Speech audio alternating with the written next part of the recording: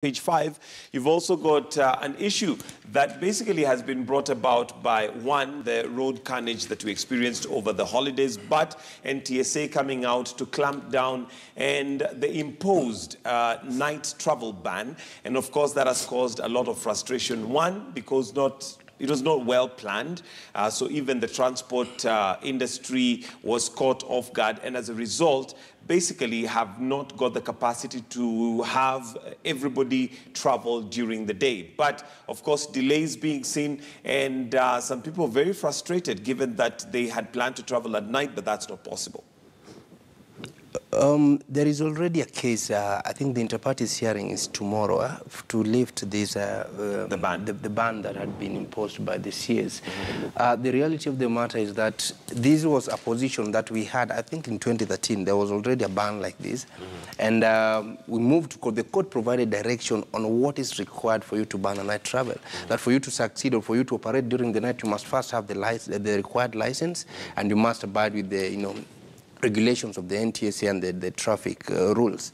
But I don't know if there's a case that is pending that I do not want to comment much about, but the question or the main legal question before the court is whether the CS acted ultra-vires beyond its scope or without proper measures, because the fact that accidents happen at night should not majorly now, according to the argument, should not ban the whole travel or the whole transport at night. At this critical point, when we know there are so many people who are in movement and who wants to beat time within a short period of time. So there's a lot more to be discussed, and the court will decide whether this was... on that. Yeah. And of course, the question again that is raised by this particular ban is whether we are really dealing with the real problem. Because does that mean if we had accidents during the day, would then ban driving during the day? The question, of course, being also whether we are dealing with the root cause. However, from the Transport Ministry's perspective, maybe the thing is to cut down and clamp down on the number of accidents while we look for what really is the problem.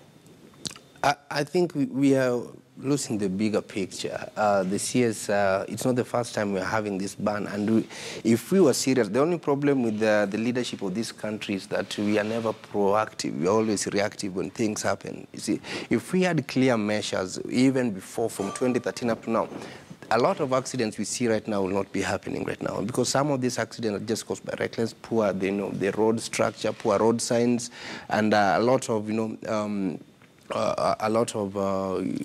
carelessness in observing the traffic rules. These are things that can be enhanced by the ministry. Banning night travel itself will not even solve this, because we still have daytime accidents that happens all over the country. So we need to go to the root cause and stop hiding from during the day.